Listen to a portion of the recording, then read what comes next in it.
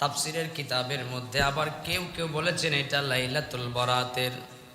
সুতরাং যদি এই আয়াতের দিকে না দেখে আমরা হাদিসের দিকে যাই, অসংখ্য গণিত হাদিস আছে যে হাদিসের মধ্যে স্পষ্ট বর্ণনা আছে, স্পষ্ট লেখা আছে আজকের রাতটা হলো লাইলাতুন নিসফে মিন শাবান, লাইলাতুল বরাত অর্থাৎ শবে বরাতের রাত। কোন ঠিক কিনা?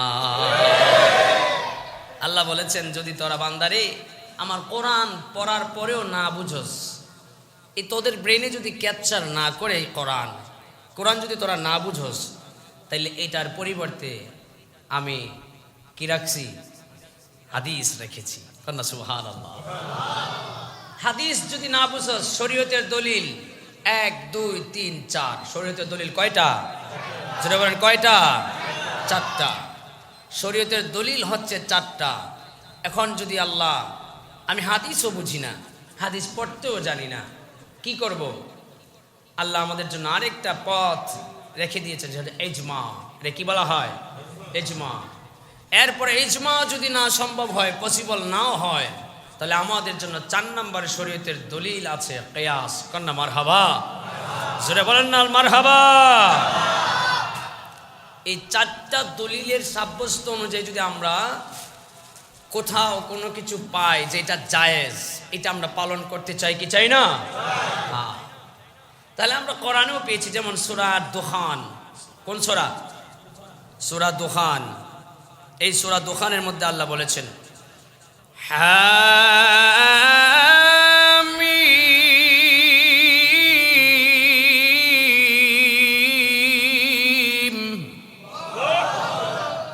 আল্লাহ বলছে হামিম, যার অর্থ আল্লাহ রাসূল ছাড়া আর কেউ জানে না। এগুলো সংকেত দিয়েছেন আল্লাহ রাব্বুল আলামিন। এগুলো দিয়ে কি বুঝাইছে? একমাত্র আল্লাহ ভালো জানেন। ওয়াল কিতাবিল মুবিন,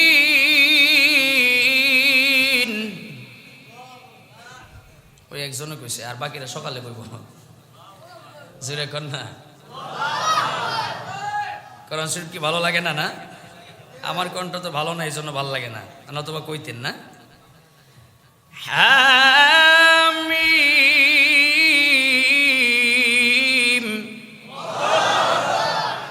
ওয়াল কিতাবিল মুবিন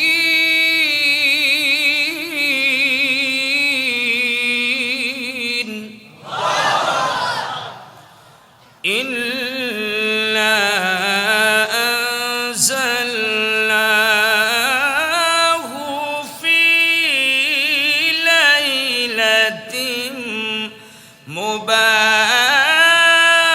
মুবারাকাতিন ইন্না কুন্না মুনদিরিন।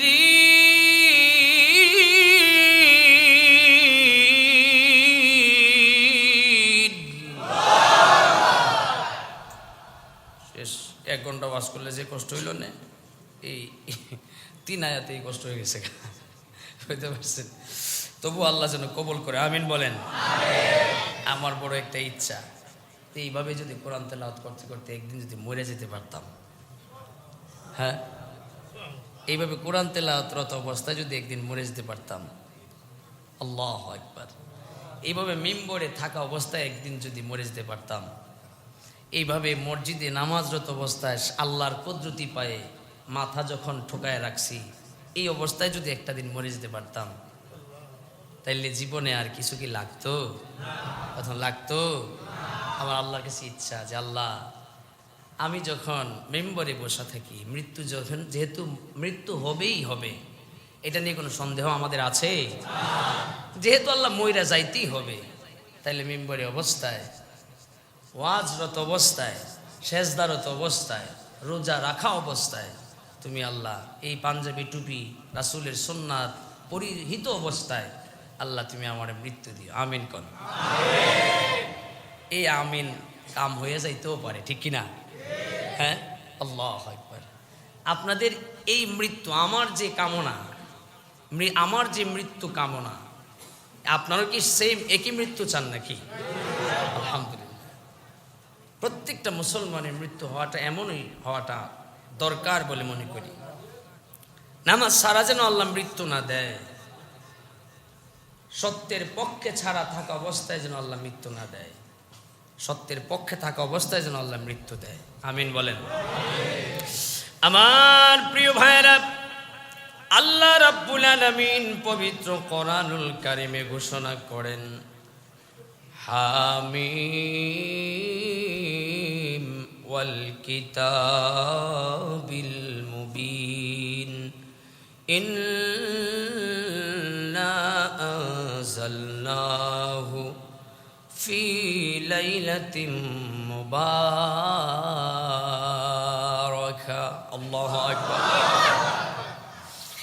আমি আয়াতটুকু এই জন্য পড়েছি, আল্লাহ রাব্বুল আলামিন পবিত্র কোরআনুল কারিমে এই আয়াতের তাফসিরের মধ্যে কয়েকটা জায়গায় কয়েকজন তাফসির কারক কয়েকভাবে উল্লেখ করেছেন। এই ব্যাখ্যাটা কেমনে ব্যাখ্যা করেছেন?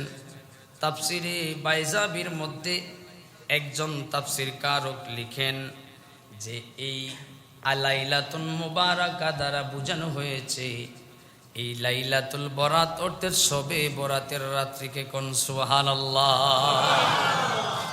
তাফসিরের ব্যাখ্যা এসছে।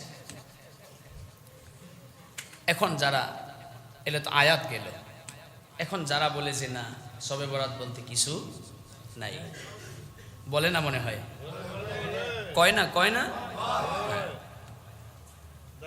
কয় শবে বরাত বেদাত। শবে বরাত কি? শবে বরাত বলেন কি কয়? বেদাত কয় না? তাহলে যদি বেদাত কয় তাহলে শুনেন। আচ্ছা, আপনাদেরকে কিছু প্রশ্ন করি আজকে। যেহেতু আমাদের ঐতিহ্য একটা রাত্রিকে তারা বেদাত বলে, যে ভাইয়েরা বলে আর কি, আমার ওই ভাইদের কাছে আমাদের সকলের প্রশ্ন, আমাদের সকলের প্রশ্ন, আমরা আজকে যারা মাদ্রাসা প্রতিষ্ঠা করেছি, মাদ্রাসা প্রতিষ্ঠা করে আজকে চাঁদা কালেকশন করে মাদ্রাসা চালাই, মাদ্রাসা পড়াই, মাদ্রাসায় পড়ি। আচ্ছা বলেন তো, রাসূলের যুগে এমন এই বড় বড় মাদ্রাসাগুলো কতগুলো ছিল? কথা কি বুঝেন নাই? এই এমন বড় বড় মাদ্রাসাগুলো বিল্ডিং দিয়া চাঁদা কালেকশন করায় ওয়াজ মাহফিল করায় আল্লাহ রাসূলের যুগে কয়টা ছিল? ছিল? এগুলো মনে হয় বেদাত হয় না। কথা বুঝেন নাই? এমন কি কোরআন শরীফ কোথায়? নাই, এটা ছিল না? আমরা যে কোরআন পড়ি বাধাই কইরা, সিলাই কইরা, নকতা দিয়া, কালারিং কইরা, জের জবর দিয়া, এই কোরআন শরীফটা পর্যন্ত বেদাত। হ্যাঁ না, ঠিক আছে তো, নাউজুবিল্লাহ না তো, বাস্তব। কিন্তু এটা বেদাতে হাসানা। বেদাতে কি হাসানা? ভাই আপনি কই যান? ছুটি লাগবো? আচ্ছা আচ্ছা, ছুটি, তাহলে ছুটি নিবেন, ছুটি ছাড়া কাম হইতো না আজকে। এখন এই যে কোরআন পড়ি, হুজুর কেন বেদাত? আপনি কি তাদের দলে? সামান্য সময়ের জন্য আমি তাদের দলে গেলাম। এই কোরআন বেদাত, এই মাদ্রাসা বেদাত, এই ওয়াজ মাহফিলগুলো বেদাত, এই পাগড়ি, এই টুপি যা আছে সব বেদাত, এই পাঞ্জাবি কোটি সব বেদাত। এই হুজুররা যারা বলে যে শবে বরাত বেদাত, এরা যে পাঞ্জাবি কোটি, জুতা, মোজা, এই পাগড়ি, ওয়াজ মাহফিল, স্টেজ এটা যা পড়ে, এমনকি এই যে মেম্বর এটা সহ বেদাত। এই মসজিদ বেদাত, ফ্যান বেদাত, লাইট বেদাত, সুইচ বেদাত, যা আছে সব বেদাত, টাইলস বেদাত, যা আছে গ্লাস, গ্রিল, দরজা, জানালা সব বেদাত, সব খুলে ফেলতে হবে। ঠিক কিনা কোন? বেদাত একটা জায়গায় মানবা, শুধু একটা ক্ষেত্রে বেদাত বলবা, আর বাকিরা সব দাঁত হয়ে যায়। এটা কেমনে হয়? আল্লাহ রাসূলের যুগে কি মসজিদ ছিল? ফ্যান ছিল? লাইট ছিল? সুইচ ছিল? টাইলস ছিল? ছাদ ছিল? তাইলে আপনারা কেন করতেছেন এটা? করেন কেন আমারে বলেন? কইবেন যে এটা তো বেদাতে পড়ে না, এটা বেদাতে হাসানা, আর বেদাতে সাইয়া হলো অন্যগুলা। তোমরা যেগুলো পালন করো, তোমরা যেগুলো মানো, এগুলো বেদাতে হাসানা। আর সুয়াইবি আর আমাদের মুসল্লিরা, সুয়াইবির মুসল্লিরা যেগুলা পালন করে, এগুলো বেদাতে সাইয়া হয়ে যায়, এগুলো হারাম হয়ে যায়, তাই না? বাটপার বন্ড কোথাকার গুলা, একদম চাপার দাঁত রাখবো না, কথা বলেন ঠিক কিনা?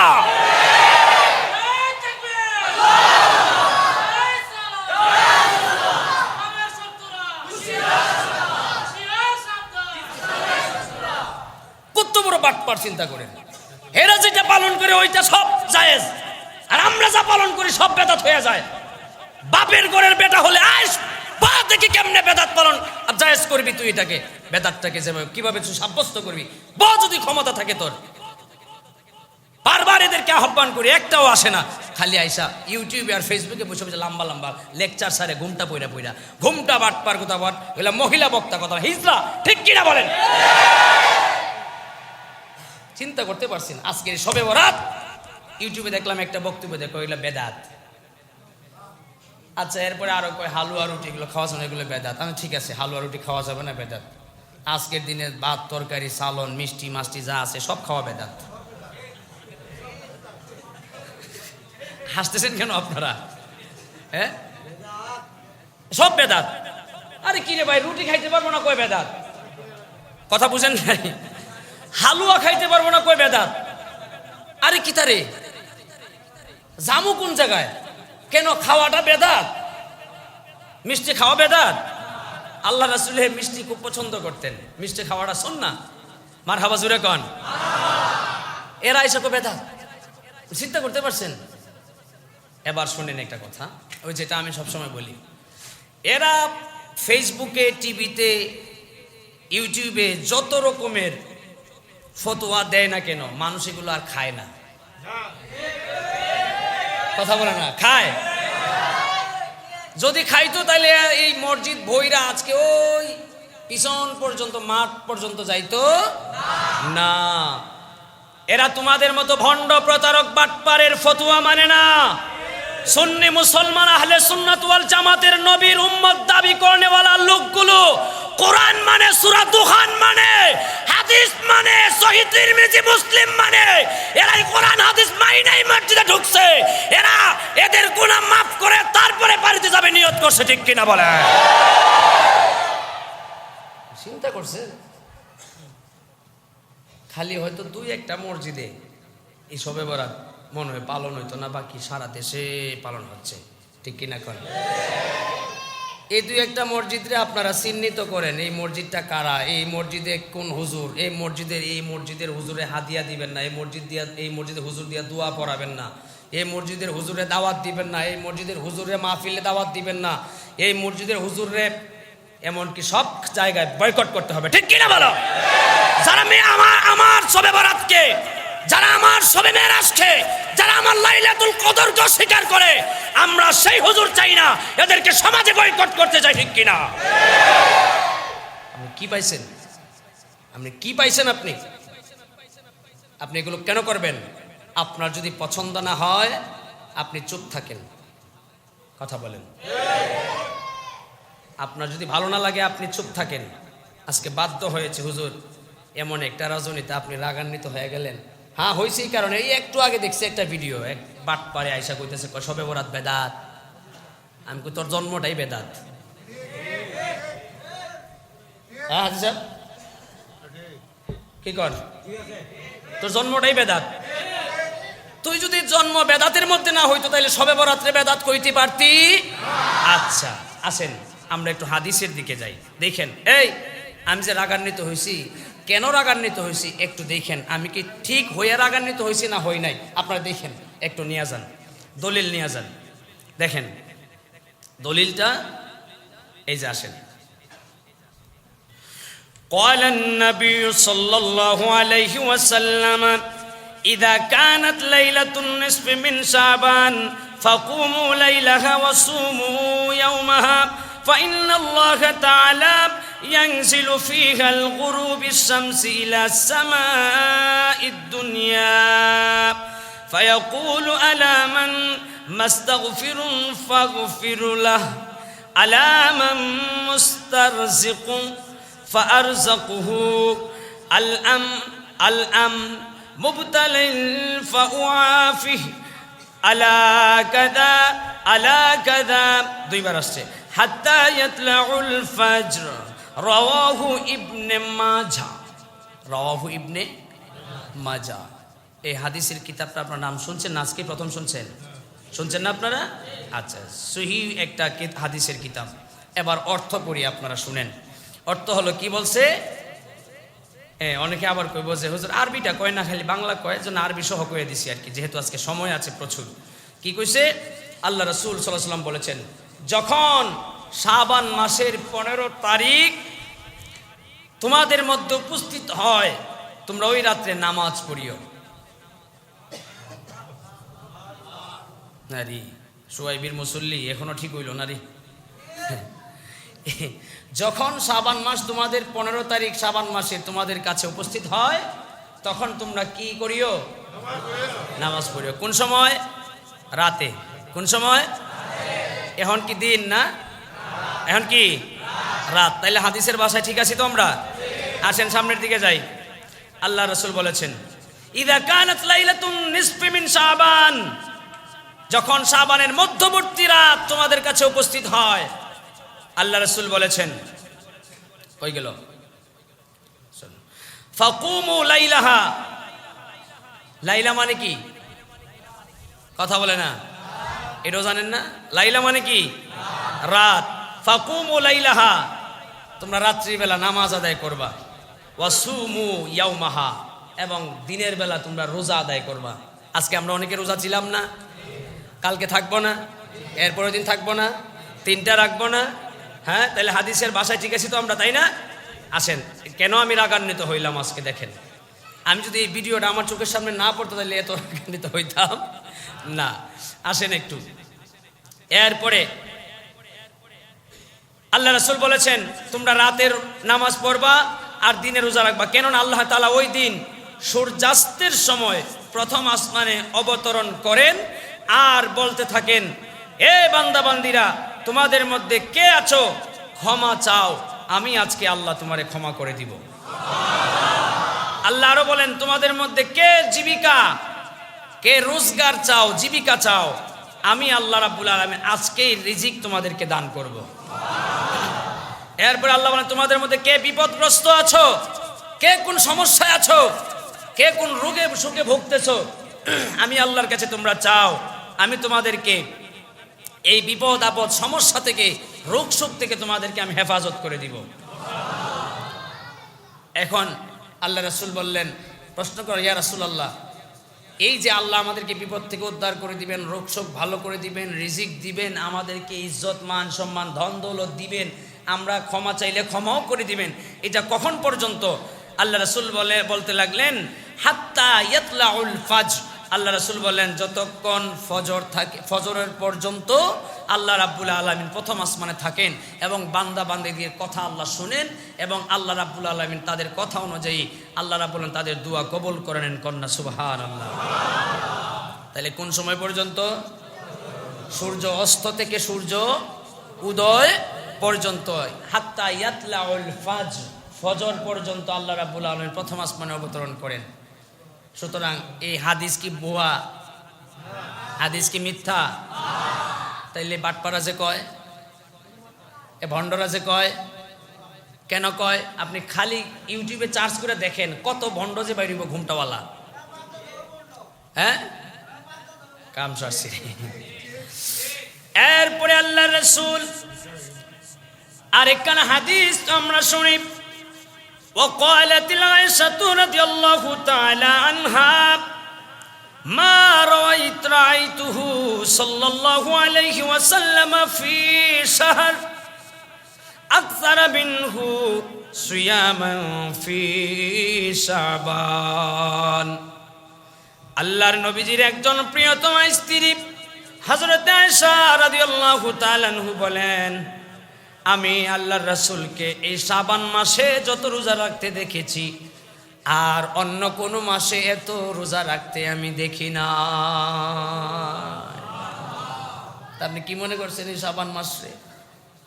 এই শাবান মাসে আপনি কি মনে করছেন? আহা, এরা ওই ইরানের টাকা খায়া আমাদেরকে প্রতারিত করতেছে, আমরা এদের প্রতারণার ফাঁদে আমরা পা দিতে যাচ্ছি।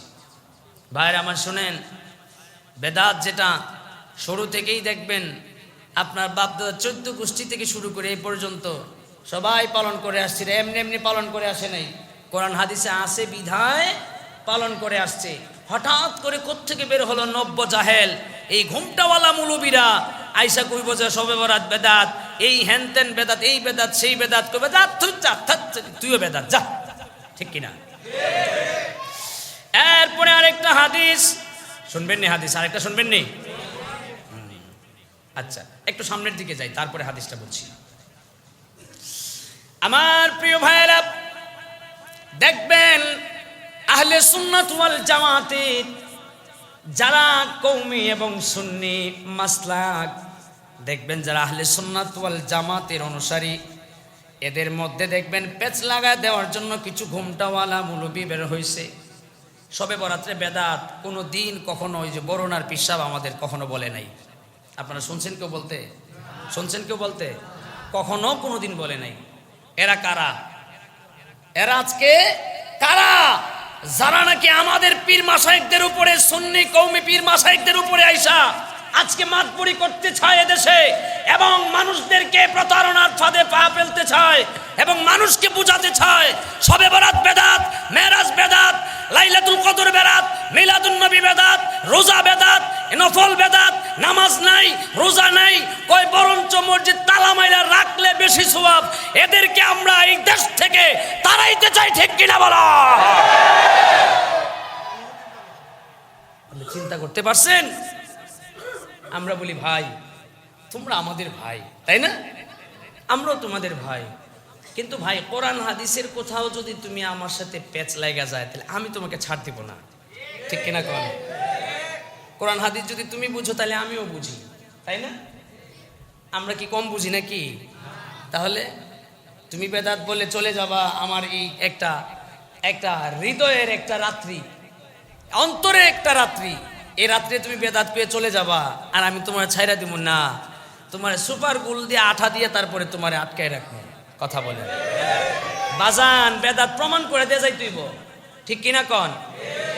একটা লোক যদি কোনো সময় কেউ বলে যে শবে বরাত বেদাত, তারে ধইরা আমার কাছে পর্যন্ত আয়না দিতে পারবেন না? ইনশাল্লাহ পারবেন, ইনশাল্লাহ।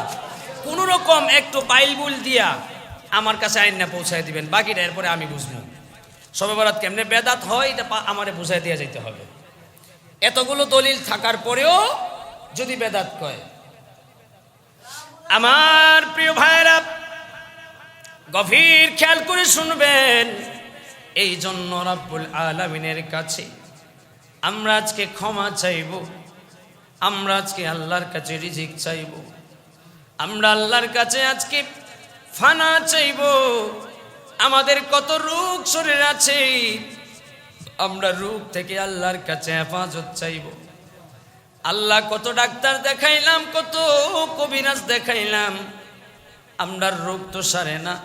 আল্লাহ বলেন বান্দারি, আমার নবী বলেন, আল্লাহ রাব্বুল আলামিন বলেন বান্দারি শবে বরাতের রাত্রিতে আমার কাছে চাইবি, আমি রাব্বুল আলামিন এই শবে বরাতের রাত্রির উসিলায়, দয়াল নবীজির উসিলায় তোর পুরনো যত রোগ আছে, তোর কঠিন যত রোগ আছে, আমি আল্লাহ সব কিছু সারাইয়া দিব। কোন ঠিক কিনা? আল্লাহর চাইতে বড় ডাক্তার, বড় কবিরাজ পৃথিবীতে আর কি কেউ আছে? জুড়ে বলেন আছে? মানুষ আমরার কাছে আসে, এসে কই হুজুর পানি পড়া দেন, একটা তাবিজ দেন। আমরা যখন দিয়া দেই, কিন্তু এটা আল্লাহর নাম দিয়া দিই। আমরা কিছু নয়, আমরা মাত্র ওসিলা। ডাক্তারের কাছে যখন আপনি যান, ডাক্তার যে আপনার ওষুধটা দেয়, এটা তো নামে মাত্র একটা ওসিলা, কিন্তু প্রথম যিনি ডাক্তার, আমাদের প্রধান যিনি ডাক্তার, তিনি হচ্ছেন আল্লাহ সুবহানাহু ওয়া তাআলা, ঠিক কিনা? আমার প্রিয় ভাইরা, গভীর খেয়াল করে শুনবেন। এই রাত্রিতে আপনি আমি দেখেন না কত সুন্দর করে মানুষগুলো এক জায়গায় বসে আছে। আপনি দেখবেন ইবাদতের বাহিরে এতগুলো মানুষ এক জায়গায় নীরব নিস্তব্ধ হয়ে বসে থাকতে পারে না? পারে? একজন আরেকজনে গল্প করে, একজন আরেকজনে গোতায়, ওই দিক দিয়ে একজনে বিড়ি ধরায়, ওই দিক দিয়ে একজনে পান খায়। কিন্তু এত সুন্দর পরিবেশ, জান্নাতি পরিবেশ আপনি ইবাদতের বাহিরে কোথাও আর দেখতে পাবেন না। আমার ভাইরা, কত সুন্দর সিস্টেম আল্লাহ রাব্বুল আলামিন আমাদেরকে দান করেছেন। এই সুন্দর সিস্টেমে দেখেন আমরা কত সুন্দর করে বৈশা রয়েছি। কেউ কাউরে ডিস্টার্ব করে না, কেউ কাউরে গুতায় না, কেউ ভিডিও ধরায় না, কেউ পানও খায় না, কেউ কথা বলে না উচ্চ সুরে, কেউ হাসাহাসি করে না। কি জন্য করে না? কয় হুজুর আল্লাহর ঘর মসজিদের মধ্যে বসেছি, এই মসজিদ হলো আল্লাহর একটা ঘর, এই ঘরের একটা সম্মান আছে, এই ঘরের একটা ইজ্জত আছে, এই ঘরে যদি বেয়াদবি করি আমার আল্লাহ বেজার হয়ে যাবেন। শুধু তাই নয়, আল্লাহ রাব্বুল আলামিন আমাদেরকে জান্নাতি এমন একটা পরিবেশ দিবেন, কোন সুবহানাল্লাহ। আরে ভাইরা আমার, খুব মনোযোগ দিয়ে শুনবেন। হযরতে আবু বকর সিদ্দিক রাদিয়াল্লাহু তাআলা আনহু আমার নবীর কাছে আসছে, নবী গো, ও নবীজি, নবী গো, আপনার জানের চাইতেও ভালোবাসি, এই জীবনের চাইতেও ভালোবাসি, নবী কি করতে পারি বলুন? আমার নবী বলে, আবু বকর রে, ইসলামে দানের চাইতে কোনো সওয়াব নাই। ও আবু বকর, দান করবা, ইসলামের মধ্যে যত দান করবা ততই বেশি তুমি নেকি পাইবা, সওয়াব পাইবা। আবু বকর এমন দান করছে, ঘর থেকে সব কিছু আইনা আল্লাহ রাসূলের সামনে রাইখা দিছে। আবু বকর রে, ঘরের মধ্যে কি আছে সব ওই তো নিয়ে আসলা। আবু বকর ডাক দিয়ে কই, নবী গো, ঘরের ভিতরে আল্লাহ আর আল্লাহর রাসূল তার প্রিয় হাবিবকে আমি রাইখা আসছি, এর চাইতে বড় ধন সম্পদ আমার জীবনে আর কিছু না। আজকে এরা কারা যারা ব্যবসার জন্য দোকান খুলে বসে আছে? আজকে এরা কারা আজকে এই রাত্রিতে আজকে ডিউটি বন্ধ না করে ডিউটিতে আজকে জয়েন করে দিছে? আজকে এরা কারা রাস্তাঘাটে ঘোরাঘুরি করে? আজকে এরা কারা দোকানে বসে বসে আড্ডা মারে আর চা খায়? আল্লাহর জমিনে তাদের মতো বড় না ফরমান আর দ্বিতীয় কেউ নাই, যারা অযথা অযথা একেবারে খালি খালি রাস্তাঘাটে ঘোরাইতেছে, ইবাদত করতেছে না। এদের মতো হতভাগা পৃথিবীর জমিনে আর দ্বিতীয় কেউ নাই। আরে বাবাজিরা আমার, গভীর খেয়াল করে শুনবেন। আল্লাহ রাসূল হাদিসের মধ্যে বর্ণনা করেন, আল্লাহর কাছে যদি আজকে আমরা ক্ষমা চাই, আল্লাহ ক্ষমা করে দিবেন। এরে বাইতুল জান্নাত মসজিদের জামে মসজিদের মুসল্লিরা, দেখি হাত তুলে দেখান তো কার কার জীবনে গুনাহ নাই? সবার গুনাহ। এজন্য বলি, কেউ হাত উঠায় না, এর থেকে প্রমাণ হয়ে গেছে আমাদের জীবনের সবার গুনাহ আছে কম বেশি, ঠিক কিনা? আরে ভাই, এই মজলিসের মধ্যে আমি সবচাইতে বড় গুনাহগার, আমার মতো গুনাহগার এই জমিনের মধ্যে, এই মসজিদের ভিতরে আজকে কেউ নাই, হাজার হাজার মানুষের ভিতরে কেউ নাই। বাইরে জীবনে এত গুনাহ করেছি, মানুষ যদি গুনার খবর জানতো, মানুষ এত ইজ্জত করত না, এত সম্মান দিত। মানুষ যদি আপনার গুনার কথা জানতো, বাবা গুনাহ করেছি, কি কি খারাপ কাজ করেছি, ছেলে যদি জানতো, মেয়ে যদি জানতো, ওয়াল্লাহি রাব্বিল কাবা, ছেলে বাবার ইজ্জত দিত না, সম্মান দিত না। মা কি কি গুনাহ করেছে মেয়ে যদি জানতো, ছেলে যদি জানতো, তাহলে মারে এত সম্মান করতো না, ইজ্জত দিত না। আহা, স্বামী কি গুনাহ করে স্ত্রী সব যদি জানতো রে, তাহলে স্বামীর এত ইজ্জত করতো না। সমাজের নেতা কি পরিমাণ গুনাহ করে যদি মানুষ জানতো, সমাজের নেতা আর মানুষ এত ইজ্জত দিত না। এবার বলবেন হুজুর, তাইলে এই তো এত গুনাহ করি, আল্লাহ রাব্বুল আলামিন আমাদেরকে বুঝি দয়া কইরা মায়া কইরা ঢাইকা রাখছে। এ বন্ধুরে, শুধু আল্লাহ রাব্বুল আলামিন আপনার আমার গুনারে ঢাইকা রাখে নাই, বরঞ্চ আল্লাহ রাব্বুল আলামিন আমাদেরকে নির্দেশ দিছে, বান্দারে তোমার কোনো মুসলমান ভাই যদি গুনাহ করে অথবা কোনো একটা খারাপ কাজ করে, দুনিয়ার জমিনে তুমি তার গুনাহটারে একটু ঢাইকা রাখো, মানুষের সামনে কইয়া কইয়া বেড়ায়ও না। মানুষের কাছে বইলা বইলা তুমি বেড়ায় বলে বেড়ায় না। মানুষের গুনার কথা, খারাপ কথা অন্যের কাছে যায় তোমরা বলি হবে না। আর আমরা করি উল্টাটা, আল্লাহ না না না কইলে শান্তি লাগে না। অমুক এটা করছে, তমুক এটা করছে, তমুক এটা করছে। সকালবেলা আমরা বের হয়ে যাই, বের হয়ে রাস্তাঘাটে কই কুদ্দুস মিয়া শুনছনি অমুক তো এই ঘটনাটা রাত্রে করছে। চাষতলে বৈশা তারপরে বলি ও রহমান ভাই শুনছনি অমুক তো এটা করছে। অথচ হাদিসের মাঝে এই কথাটাকে গীবত হিসেবে ধরা হয়েছে। বলেন ঠিক কিনা? আরে ভাইরা আমার, ও ভাইরা আমার শোনেন, পর্দার আড়ালের মা বোনেরা শুনেন গো, মনোযোগ দিয়ে শুনবেন গো আব্বা। এবার আল্লাহ রাব্বুল আলামিন আমাদের গুনাহে ঢাইকা রাখছে। এমন একটা সময় ছিল আল্লাহর পয়গম্বর যারা ছিলেন, উম্মত যারা ছিলেন, তাদের উম্মতরা যদি গুনাহ করত, পয়গম্বরের উম্মতরা যদি গুনাহ করত, সাথে সাথে করে তাদের শাস্তি দুনিয়ার জমিনে হয়ে যাইত। আরে ভাইরা আমার, উম্মত যদি গুনাহ করত, বান্দা যদি গুনাহ করত, তাহলে দেখা গেছে ছোট একটা গুনাহ করছে, তার ছোট একটা আঙ্গুল কাইটা পড়ে গেছে, তার এই শাস্তি হইতো। আগেকার নবীদের উম্মতদের এই শাস্তিটা দুনিয়ায় থাকতে হয়ে যাইত। আমার নবী দেখলেন আমি তো আখেরি জামানায় যাচ্ছি, আমার উম্মতরা আখেরি জামানায় যাচ্ছে, আমার উম্মতরা এত পরিমাণ গুনাহ করবে, আমার উম্মতরা এত পরিমাণ খারাপ কাজ করবে, তাদেরটা যদি আল্লাহ রাব্বুল আলামিন না ঢাইকা রাখে, না লুকায় রাখে, তাহলে পৃথিবীর জমিনে আমরা চলাচল করা সম্ভবই হইতো না। আর শোন না, আবার রোগ নিয়ত করে খাবেন, নিয়ত করে খাইলে পরে আপনার শরীরে যে রোগ শোক আছে এগুলো ভালো হয়ে যাবে ইনশাআল্লাহ।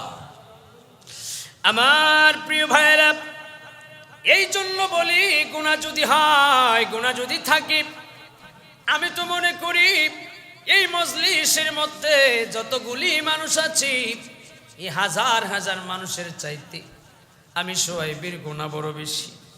আল্লাহ গো, আমার জীবনের গুনাহ তুমি মাফ করছো। আল্লাহ, আমরার জীবনের গুনাহ তুমি মাফ করছো। রব্বুল আলামিন মেহেরবানি করে আমরা এইভাবে যারা বসেছি, কাল কিয়ামতের ময়দানে জান্নাতেও যেন এমন একটা মাহফিলের ব্যবস্থা হয়, আমরা যেন জান্নাতের ভিতরে একটা রুমে এইভাবে থাকতে পারি। আমিন কোন, জোরে কোন, আরেকবার কোন। আল্লাহ রাসূল এমন ভালোবাসতেন, আমরা আজকে ব্যবসা থুয়ে আসতে পারতেছি না, না ব্যবসা ছেড়ে আসতে পারতেছি না। সাহাবীরা সব দিয়া দিছে। আরে বাবা জিনা আমার, কিরে উমর তুমি কি দিবারে উমর? ওমর অল্প কিছু রাইখা ঘরের ভিতরে সব কিছু নিয়ে আসছে। ইয়া রাসূলুল্লাহ, সব আপনার দ্বীনের জন্য, ধর্মের জন্য সব দিয়ে দিছে। হযরত সালমান ফারসি একজন আল্লাহর সাহাবী ছিলেন, সবচেয়ে বয়স্ক সাহাবী। সালমান ফারসি রে, ও সালমান ফারসি, মক্কার কাফির কুফাররা শুধু আমাদের উপরে হামলা করে, এবার নাকি শুনছি তারা মদিনায় অ্যাটাক করবে, মদিনা। আরে সালমান ফারসি, তুমি তো আমার সবচাইতে বয়স্ক সাহাবী। সালমান রে, এই মক্কার কাফিররা যদি আমাদের মদিনার উপরে হামলা করে, ও সালমান একটু পরামর্শ চাই তোমার কাছে। অনেক সাহাবী অনেক বুদ্ধি দিলেন, অনেক পরামর্শ দিলেন, কিন্তু হযরতে সালমান ফারসি বয়স্ক মানুষ, উনি বলে উনি কিন্তু পারস্যের বাসিন্দা ছিলেন, এজন্য ওনার নামের শেষে ফারসি। এই সালমান ফারসি ডাক দিয়া কয়, নবী গো, ইয়া রাসূলুল্লাহ নবী, মদিনার চতুর্পাশে আমরা খাল খনন করব। খাল কি খনন করবে? খাল খনন করব গো নবী। এই খাল খনন করে আমরা এই পারে লোকায় বৈশা থাকবো, আর মক্কার কাফেররা দেখবো যে এখানে খাল আছে, খাল পার হইয়া মদিনা শহরে ঢুকতে হবে। এরা যখন খালের ভিতরে থাকবে, তখন আমরা যা এদের উপরে হামলা করব। কেমন বুদ্ধি চিন্তা করছে? তাহলে আল্লাহ রাসূল এখান থেকে একটা শিক্ষা দেখেন, আল্লাহ রাসূলও ছোট বড় সবার থেকে পরামর্শ নিতেন। সুবহানাল্লাহ কইতেন না? আমরা যদি কোনো কাজ করতে চাই, এখন তো ইয়াং জেনারেশনের আমরা বলে জেনজি, কি জি? হ্যাঁ, যুবকরা বুঝবে এটা, আপনারা বুঝবেন না। আমরা নাকি জেনজি, আমি বুঝলাম না গেনজি না জেনজি কয়। জেনজি বলে জেনজি, জেনজির মাথা গরম বেশি, পোলাপান কি বাস ব্যাঙ্গেলায়, ট্রাক ব্যাঙ্গেলায়, রাস্তা আটকাই দেয়, যে কোনো একটা কিছু হইলেই রাস্তা আটকাই দেয়, গাছ আটকাই দেয়, বাস ব্যাঙ্গেলায়, ট্রাক ব্যাঙ্গেলায়, আগুন দিয়ে জ্বালাই দেয়, হ্যান করে তেন করে, থানার জায়গা গেট ব্যাঙ্গেলায়, হ্যাঁ, দরজা ভাঙ্গেলায়, পুলিশ মাইরালায়, হ্যাঁ, কবর থেকে লাশ উঠাইয়া পুইরালায়, হ্যাঁ ঠিক কিনা? লাশ পোড়াইছে না? দেখছেন ওই মানুষটা মরে যাবার পরেও, অনেক দিন পরেও লাশটা কবরে পছন্দ ধরে নাই, কিন্তু জীবিতই ছিল 14 দিন পরে। 14 দিনে তো একদম পয়সা যাওয়ার কথা, তাই না? কিন্তু এটা পচে নাই লাশটা, এটারে পুরাইয়া সে নাকি একজন পীর দাবি করছে নিজেরে। তো একজন মানুষ নিজের পীর দাবি করলে তারে পুরাই দিতে হবে? এটা ইসলামে কই পেয়েছেন আপনারা? এরা যারা ইসলামের লেবাস লাগায়া, মুখে দাড়ি টুপি পইরা, আপনার শরীরে লম্বা জুব্বা লাগায়া, মাথায় পাগড়ি পইরা, পকেটে মেসওয়াক আর তসবিহ রাইখা যারা কবর থেকে কবরে পর্যন্ত লাশটা নিরাপদ থাকতে পারে না, কবর থেকে লাশ উঠায়া জমিনে আইনা পুরাইয়া দেয়, এরা আর যাই হোক আলেম তো নাই, এরা কখনো মানুষ হতে পারে না, ঠিক কিনা বলো? এরা শয়তানের চাইতে আরো ভয়ঙ্কর, ঠিক কিনা বলো? শয়তান কোনোদিন কবর থেকে লাশ উঠায় পুরাই দেয় নাই, এরা লাশ উঠায় পুরাই দিচ্ছে, ঠিক কিনা বলো? আপনি চিন্তা করতে পারেন, আইয়ামে জাহিলিয়ার যুগকেও হার মানায়, আইয়ামে জাহিলিয়ার যুগকেও হার মানায়। আবু জেহেলও তো এই কাজ করে নাই, এরা এই কাজ করে। অথচ দেখি আমি তাকায়া, মাথায় টুপি, হায় হায় কিরে, আলেমদের সম্মান নাই কেন? এজন্যই তুই নাই, নতুবা আগে প্রথম যে মুরগি ডিমটা পারতো, ওই ডিমটাও মানুষ হুজুরে পাঠাইতো, কথা কয় না? গাছে প্রথম যে ফলটা ধরতো, এটাও মসজিদের ইমাম সাহেবের কাছে পাঠাইতো, ঠিক কিনা? এখন দেয় না, কেন দেয় না? আমি তাকে দেখলাম, কেন দিবে? সে মাথায় টুপি, পরনে জুব্বা, মাথায় পাগড়ি, পকেটে মেসওয়াক, পকেটে তাসবিহ, সে একটা লাশকে কবর থেকে উঠে আইনা জমিনের মধ্যে রাইখা পুরাই দিতেছে, তাইলে হুজুরের মানুষের সম্মান কেন করবে? হ্যাঁ, আরে পাবলিক তো আর এইটা বুঝে না এটা কোন দলের হুজুর, কথা বলেন? পাবলিক বুঝে এটা হুজুর, ঠিক কিনা?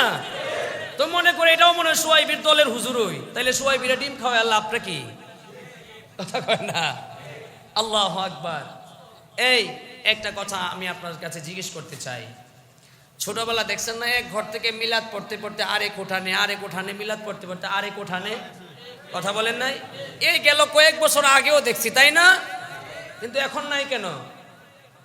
কয় হুজুর আপনারা দিয়ে আর মিলাদ টিলাদ পড়ানোর দরকার না, আপনারা কবর থেকে লাশ উঠায় না পুরা ফালান, আর আপনাদেরকে দিয়া মিলাদ পড়াই, মোর দোয়া করে, মোরে কেমনে বুঝলেন? ঠিক কিনা? এজন্যই দেখবেন রাস্তা আটকায় দেয়, আমার আটকায় দেয়, কয় হুজুর ওই আরো কয়েক বছর আগে, এটা এই গত বছর আর এই বছর না, এই সব কাহিনী তো আপনারা জানেনই। কয় হুজুর মাইন্ড করেন না, আপনারা যে আমরা যে আপনারা আটকাইছি, আটকাইয়া আমারে টাকা পয়সা নিয়ে যায়, কয় আমি বলে মাইন্ড করতাম না। জীবনে কোনদিন শুনছেন হুজুরে ধরতে ডাকাইতে? কিন্তু এখন ধরে, বুঝেন নাই? কেন ধরে? কয় হুজুর তুমি যদি কবর থেকে লাশ উঠাইয়া পুরাইয়া দিতে পারো, তাইলে তোমার পকেট থেকে টাকাও আমরা নিয়ে খাওয়া হালাল হবে, ঠিক কিনা? মানে আমি কইলাম, রে ভাই ডাকাত, আমি তো ওই দলের হুজুর না, আমি তো আরেক দল। বুঝছি মিয়া, কথা কম কন, দল টল আমরা বুঝি না, আমার কাছে কোনো দল না, আমার কাছে হুজুর হইলে হইছে। হ্যাঁ, হাই হাই কই যামু রে ভাই? এখন আর শবে বরাতের মিলাদ হয় না, এক উঠান থেকে আরেক উঠানে মিলাদ হয় না, হয়? এখন আর শবে বরাত করে বাচ্চারা রাস্তাঘাটে বের হয় না, আপনি কেন বের হবে? এখন আর হুজুর দিয়া মিলাদ দোয়া কমে গেছে, হয় না? কেন হয় না? কয় আপনারা লাশ পুরাইয়া দেন, আপনাদেরকে দিয়া কোন দিন আমরা করে মিলাদ পড়তে আমরাই পুরাইয়া দেন, ঠিক না? শুনেন, আল্লাহু আকবার। ওই যে কবর থেকে লাশ পুরাইছে, এমন দুই একটা হুজুর যদি একটা এলাকার এমপি হইতে পারে বা চেয়ারম্যান হইতে পারে, কি মনে করেন? হ্যাঁ হ্যাঁ, এটা পুরা কবরস্থানে আগুন লাগাই দিব কুইদ দিয়ে। কথা বলেন ঠিক কিনা? আল্লাহু আকবার। ইসলামের লেবাস ধারণ করে যারা ইসলামের ক্ষতি করতেছে, আল্লাহর কাঠগড়ায় তোমাদেরকে দাঁড়াইতে হবে, ঠিক কিনা বলো? শবে বরাতের দিন দোয়া করলাম আল্লাহর কাছে, তোমাদের বিচার এই জমিনে হতে হবে, ঠিক কিনা বলো? আপনি চিন্তা করতে পারছেন, একটা বালেম যদি বেআলেম যদি একটা খারাপ কাজ করে, মানসিক ততটা একটা গায়ে লাগায় না। সোয়াইবি যদি রাস্তায় একটা মানুষের চড় মারে, পুরা এলাকা বাস্ট হইতে বেশি না 1 মিনিট লাগতো না। কথা বলেন না? কিন্তু আরেকজন মানুষ যদি বেআলেম, সে যদি রাস্তায় একটা মানুষের কোপায়ও দেয়, যা বুঝছি এ করতেই পারে, এটা ঠিক না? তা আপনি চিন্তা করছেন, তুমি আলেমের বেশ ধরে তুমি বা আলেমের কাজ করবা, এটা কোন জায়গায় পাইছো? আয়ামে জাহিলিয়ার যুগ। আল্লাহ আল্লাহ আল্লাহ। কতগুলো মাজারে হামলা করছে জানেন? এ পর্যন্ত 175টা মাজারে হামলা করছে। এখন আপনি কইবেন হুজুর মাজারে হামলা করছে, ভালোই করছে, মাজারে এই সেই এই এনতেন ইত্যাদি ইত্যাদি হয়। হ্যাঁ মানলাম, ইত্যাদি ইত্যাদি হয়, তাই বলি কি মাজারে হামলা করতে হবে? কথা বলেন, হামলা করতে হবে? এই জন্য আমি প্রশ্ন করি, ভাই মাজারে যদি গান বাজনা হয়, যার কারণে মাজারে হামলা করো, মাজারে যদি আপনার মানুষ খারাপ কাজ করে তার কারণে মাজারে হামলা করো, তাহলে এই দেশে পতিতালয় আছে, এই দেশে আবাসিক হোটেলে খারাপ কাজ হয়, এই দেশে আরো যাত্রাপালা হয়, ওই আবাসিক হোটেলে আর পতিতালয়ে কারা হামলা করছো? যদি বলো করো নাই, তাহলে আমি বলবো ওখানে যায় করো, ঠিক কিনা বলো?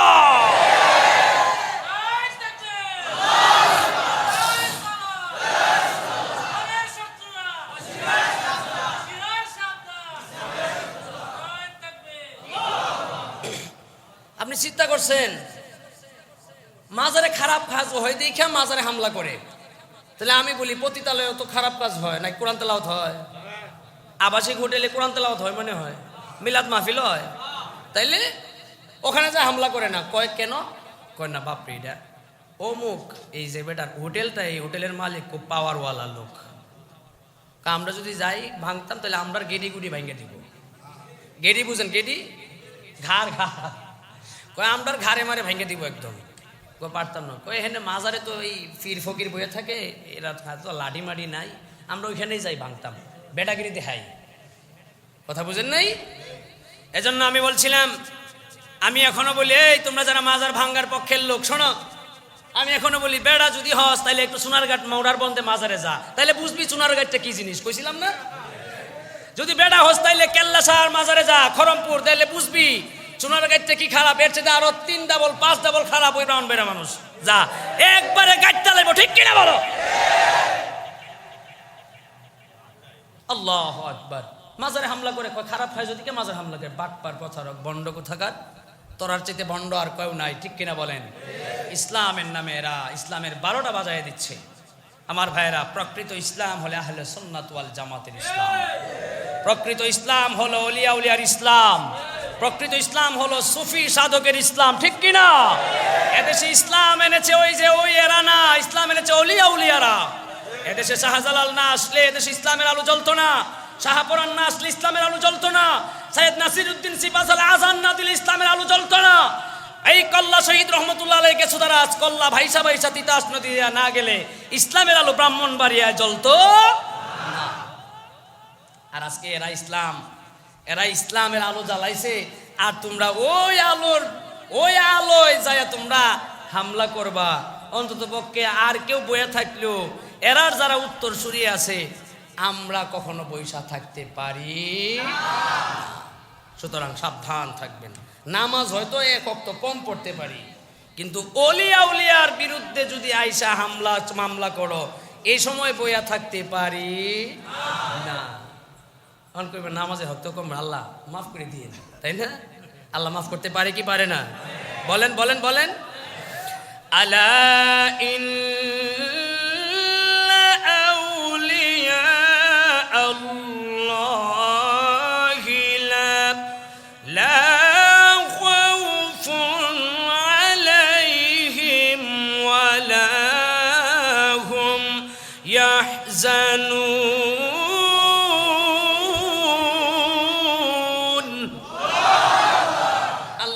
আলা সাবধান, আমার অলিয়া উলিয়ার ব্যাপারে তোমরা বিরোধিতা করবা না, তোমরা সমালোচনা করবা না। আরে ভাইরা আমার, খুব মনোযোগ দিয়ে শুনবেন। এই জন্য বলি, ইসলামটা হলো শান্তির ধর্ম, ইসলামটা হলো শান্তির একটা ধর্ম। এই ইসলামে কোনো মারামারি নাই, ইসলামে হামলা মামলা কাটাকাটি নাই। ইসলামে যদি হামলা মামলা করো, ইসলামে যদি মামলা মোকদ্দমা করো, তাহলে এটা ইসলাম আর থাকলো না, এটা বিধর্মীদের মতো একটা ধর্ম হয়ে গেল। ঠিক কিনা বলে? ওদের মতো হয়ে গেল। এজন্য ভাইরা আমার, আজকের এই রাত্রি থেকে আমরা যেন ওয়াদাবদ্ধ হয়ে যাই আল্লাহর দরবারে। আল্লাহ, জীবনে যা করেছি, আমরা গুনাহ করেছি, আল্লাহ এই গুনাহ থেকে আমরা মাপ চাই, এই গুনাহ থেকে আমরা মাপ চাই। আল্লাহ রাব্বুল আলামিন আমরার জীবনের গুনাহ আজকে মাফ করে দিবেন, বলেন ঠিক কিনা? তাবারুক নাকি পাঠাইতেছেন নাকি? একটা বউ লাইনে পাঠাইতেন, বল একবারে পাঠাইতেন। হ্যাঁ, একরকম পাঠাইবেন, যা বিস্কিট যেগুলো আলাদা রাখবেন। প্যাকেটিং এর ব্যবস্থা চলতেছে ইনশাআল্লাহ, বুঝছেন? আর বেশি দিব না, আমারও গলায় একটা করে প্রতিদিনই তো প্রোগ্রাম, এটা তার বলার কিছু নাই, জানেন আপনারা।